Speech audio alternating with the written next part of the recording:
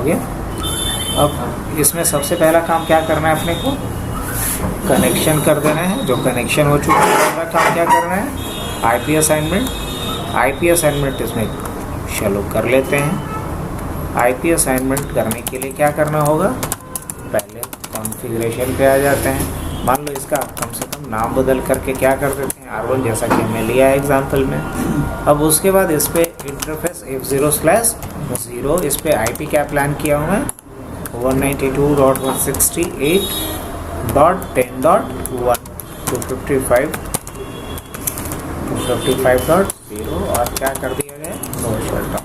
Exit करते हैं। फिर कौन सा इंटरफेस है, F0/0/0 और आईपी क्या डाल देना है यहाँ भी 192.168.11.0.0.1 और 255.0.0.0 और क्या कर दिया गया, नो शटडाउन। चलो यहाँ आईपी डालने का काम हो गया। यही काम कहाँ करना है मेरे को, इस राउटर पे करना है। तो इस राउटर पे भी आ जाते हैं, नो कर लेते हैं, इनेबल कर लेते हैं कॉन्फी और होस्ट नेम क्या डाल दिया जाए, होस्ट नेम डाल देते हैं R2। अब उसके बाद क्या करना है मुझे, इंटरफेस S0/0/0 और आईपी एड्रेस इस पे क्या प्लान किया है, 11.0.0. कितना 255.0.0.0 और क्या कर देना है, नो शटडाउन। एक यहाँ से बाहर निकलना है, इंटरफेस F0/0 और आईपी एड्रेस क्या प्लान हुआ है, 192.168.20.1 स्पेस 255.255.255.0 है ना, हो गया। और उसके बाद क्या करना है, नो शटडाउन। अब यहाँ से बाहर निकलना है और क्या करेंगे, इंटरफेस S0/0/1 और आईपी एड्रेस क्या प्लान हुआ है, 22.0.0.1 255.0.0.0.0 और क्या कर देना है, नो शटडाउन। तो इस राउटर का काम भी हो गया अपना। अब आखिरी वाला मतलब R3 की बात करना है। R3 पे आ जाता हूँ और इनेबल और क्या कर दिया जाए, कॉन्फी और उसके बाद क्या करेंगे, होस्ट नेम क्या करेंगे, R3 कर देंगे और इंटरफेस कौन सा है, S0/0/1 और क्या करेंगे, आईपी एड्रेस क्या डालेंगे, 22.0.0.255.0.0.0 और हो गया। और उसके बाद यहाँ से बाहर निकलते हैं, इंटरफेस कौन सा है, F0/0 और आईपी एड्रेस क्या होगा इसका, 192.168.30.1 पैसा आएगा नहीं जाएगा, 255.255.255.0 और क्या करना है, हो गया यहाँ तक। तो अब देखो आईपी असाइनमेंट तक का काम हो गया अपना, मतलब कहाँ तक पहुँच चुके हम लोग, सेकेंड स्टेप भी कंप्लीट हो गया। अब बढ़ते हैं कहाँ, थर्ड स्टेप मतलब राउटिंग। और थर्ड स्टेप पे जाने के लिए क्या करेंगे, हम यहाँ आ जाते हैं हम लोग और थर्ड स्टेप पे जाने से पहले एंड करके क्या लिखेंगे, शो। अगर हम लिखते हैं शो आईपी प्रोटोकॉल, पता चल जाए कि इस पर कोई राउटिंग है कॉन्फ़िगर ना। क्या किया जाए, कौन सा राउटिंग प्रोटोकॉल इस पर रखना है, बोलो, OSPF राउटर EIGRP कर दें, राउटर EIGRP1 और उसके बाद क्या कर लेंगे, नेटवर्क 192.168.10.0 और एक क्या है, नेटवर्क 11.0.0.0 और वो कहाँ है, अब यहाँ पे आ जाओ, एग्जिट राउटर EIGRP1 और उसके बाद क्या करेंगे, नेटवर्क कौन सा है, 192.168.30.0 और एक कौन सा नेटवर्क होगा, 22.0.0.0.0। अब इसके बाद क्या बचा, इस पे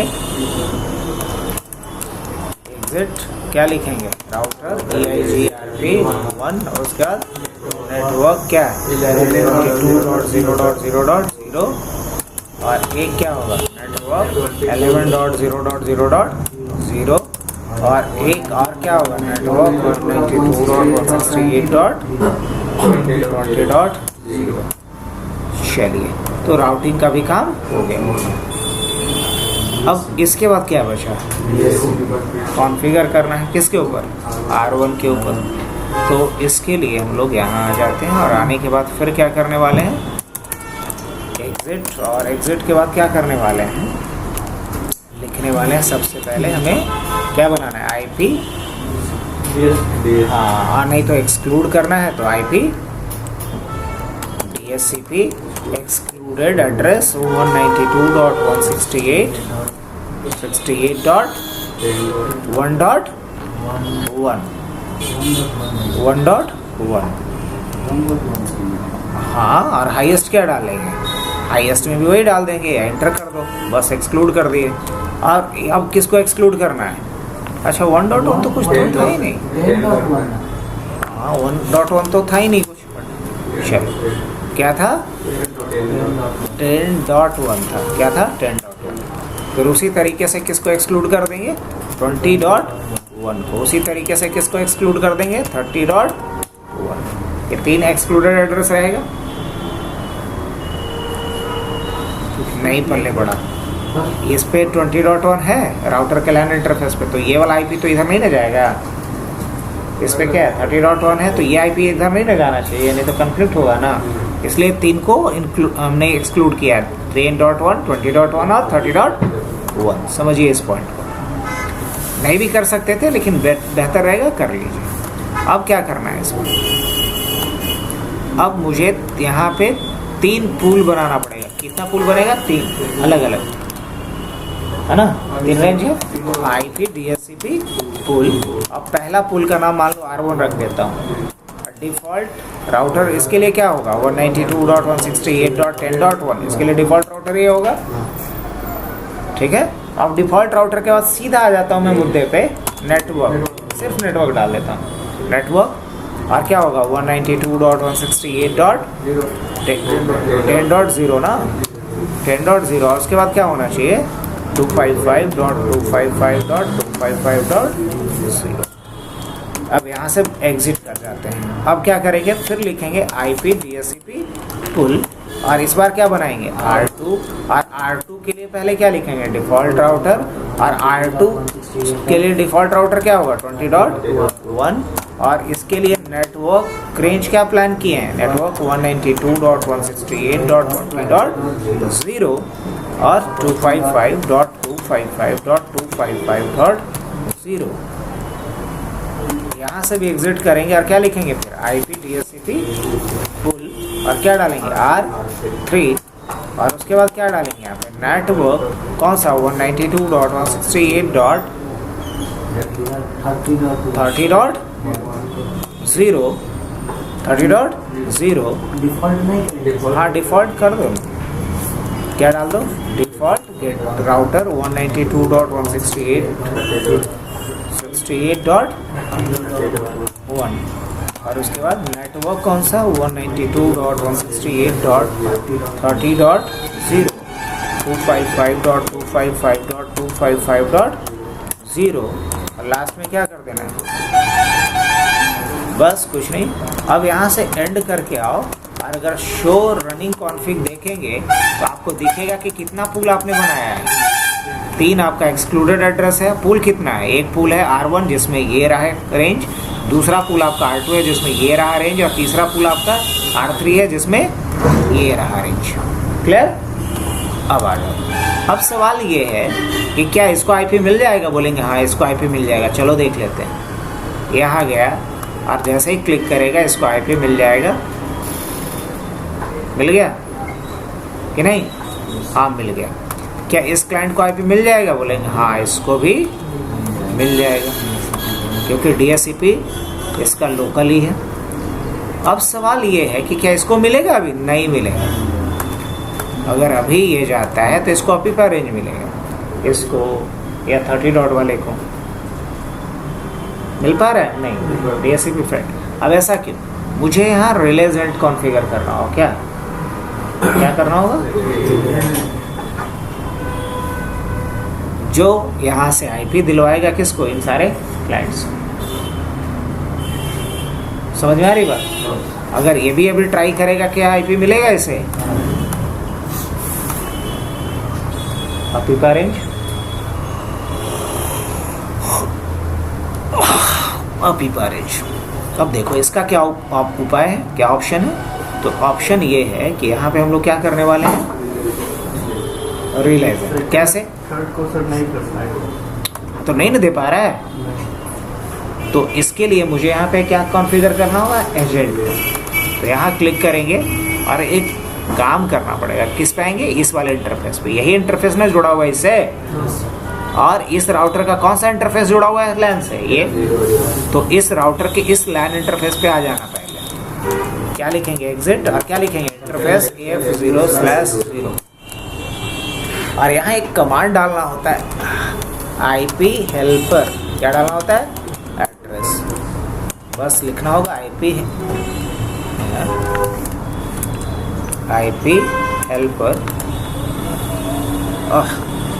IP हेल्पर, और यहाँ पे एड्रेस डालना पड़ेगा। IP हेल्पर के बाद क्या डालेंगे? 192.168.10.21। हेल्पर तो यही ना रहेगा, तो क्या डालेंगे? 10.1 IP हेल्पर, और बस ये डाल देना है। That's it. अब देखना इसको IP मिलना शुरू हो जाएगा। किसको? ये सेकंड वाले नेटवर्क को, मतलब 20 डॉट वाले नेटवर्क को। आइए ट्राई करते हैं।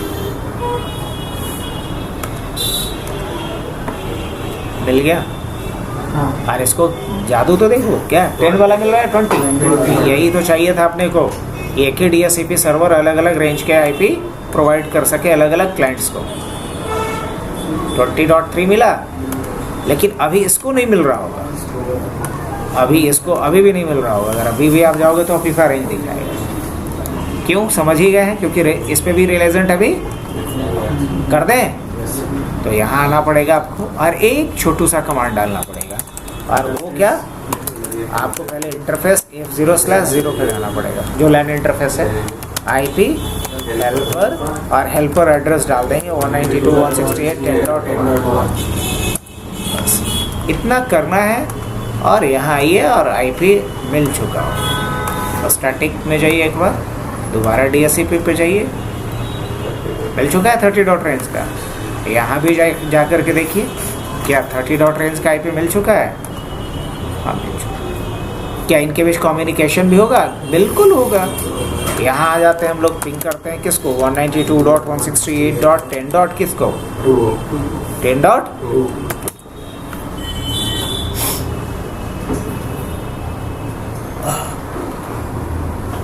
क्लियर? तो क्या करना होता है, यहाँ पॉइंट वाइज मैंने लिख दिया था। इससे लैब करने में आसानी होगी आपको। तो हमने आज क्या देखा? अलग, हाँ बिल्कुल अलग है, वो भी दिखा देते हैं। चलिए ये हो गया। तो ये लैब किसका था? रिलेजेंट। क्या था? रिलेजेंट। अब रिलेजेंट के बाद हम लोग बढ़ते हैं नेक्स्ट पॉइंट पे। वो क्या है? V6। नहीं, तो V6 के लिए क्या करोगे? एक अलग सिनेरियो ले लें, उसी में कैसे ले लेंगे? फिर तो IP डालना ही ना पड़ेगा। अब बाद में आप लोग खुद कंफ्यूज कीजिएगा। तो एक हम फ्रेश टोपोलॉजी ही ले लेते हैं। यहाँ पे आ जाए, और इसमें क्या कर लिया जाए? एक राउटर उठा लेते हैं। क्या ले लेते हैं? एक राउटर ले लेते हैं, एक स्विच ले लेते हैं, और ज़्यादा नहीं 2 PC ले लेते हैं। कितना? 2 PC ले लेते हैं। अब हमारा एक्सपेक्टेशन क्या है कि इन दोनों PC पे कौन सा एड्रेस डाला जाए? V6 एड्रेस डाला जाए। क्या डाला जाए? V6 address. क्या पॉसिबल है? बोले हाँ बिल्कुल। अब देखो इसको कनेक्ट कैसे करेंगे। तो यहाँ से मैंने इसको कनेक्ट करा, यहाँ से इसको कनेक्ट करा, और यहाँ से इसको कनेक्ट करा। हटा दें। अब V6 एड्रेस डालने के लिए मेरे को क्या करना पड़ेगा? सबसे पहले तो इस पोर्ट को ऑफ कर लो। पहले इस पोर्ट को क्या कर लेंगे?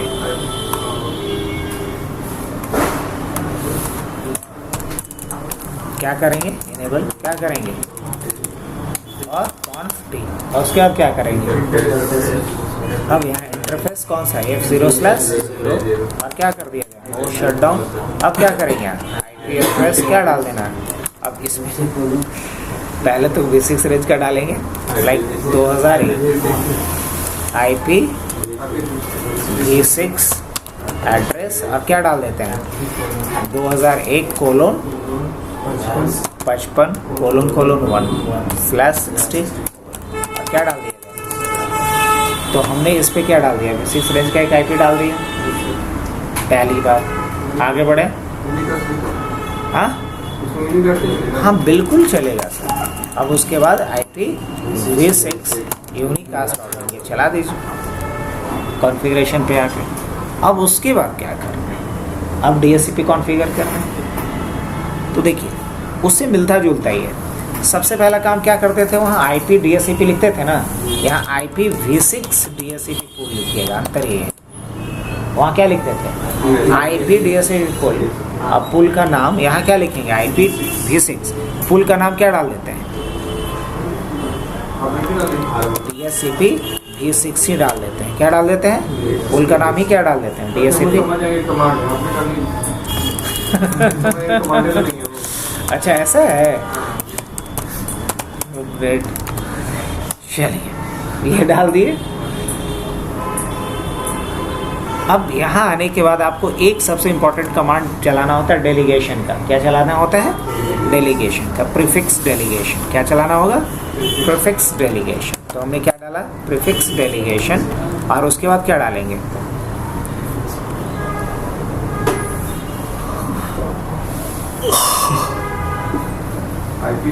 IP डालना पड़ेगा। क्या डालिएगा IP बताइए। क्या था 2001:55:/60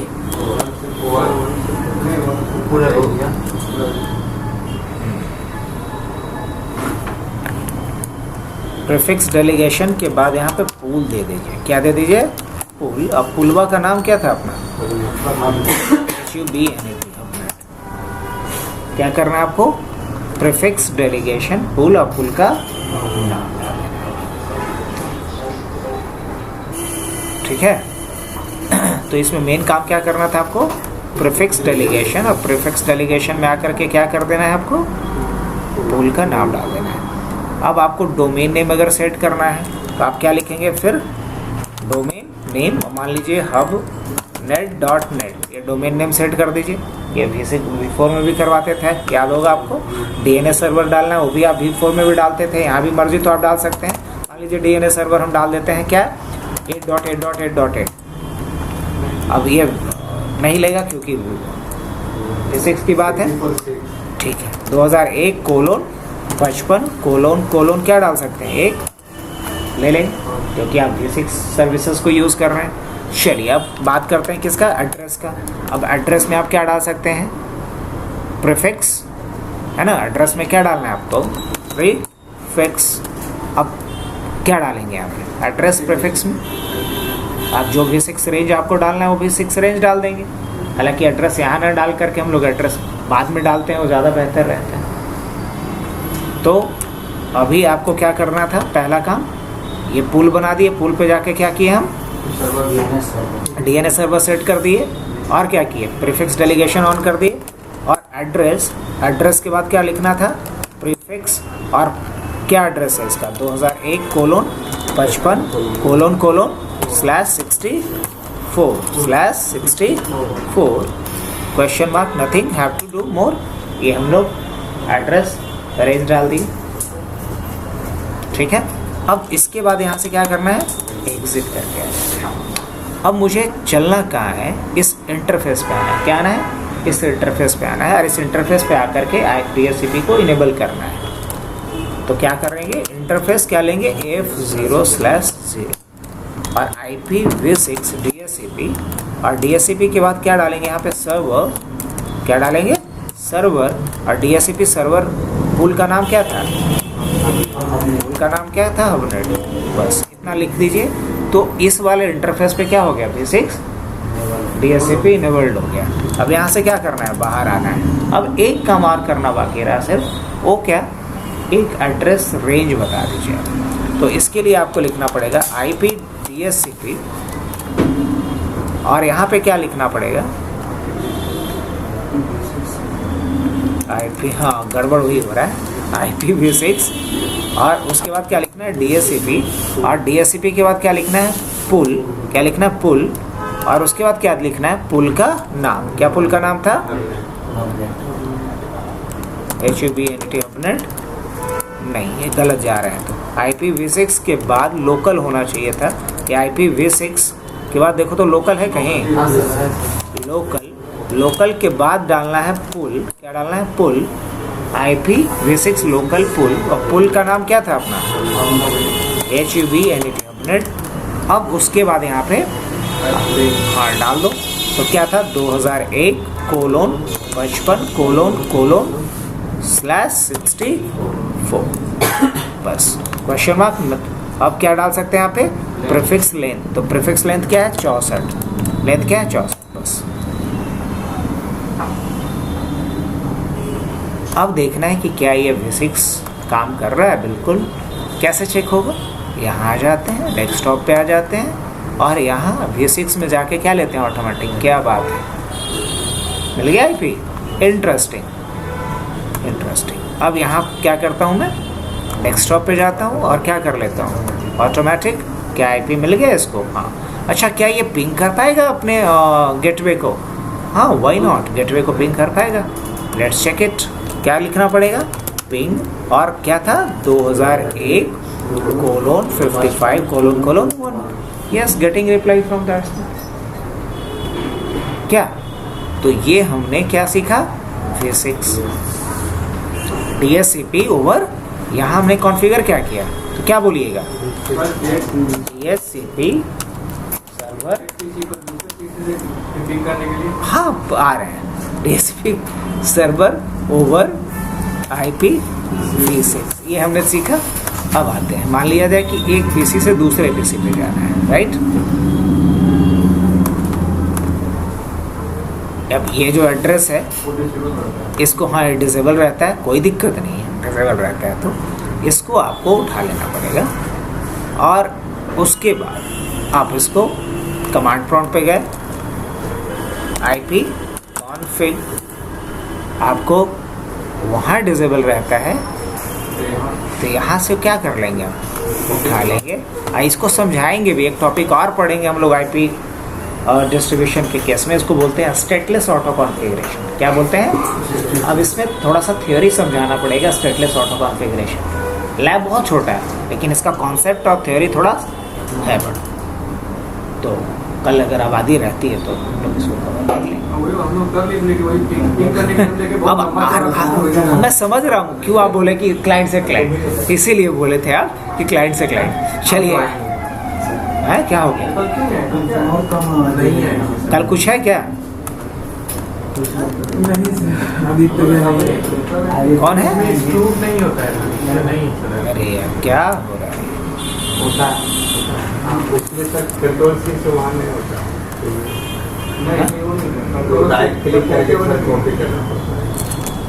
IP कौन ये कर दिए ना, वही तो किए थे, कॉपी कर लिए। अब आ जाते हैं कहाँ, यहाँ, और क्या करते हैं, पिंग, और क्या करेंगे, पेस्ट, और क्या करते हैं, हाँ हम लोग कल लोकल को कॉपी कर दिए थे, लोकल लिंक को कॉपी कर हो गया, नहीं लिंक लोकल को नहीं, वो लोकल एड्रेस होता।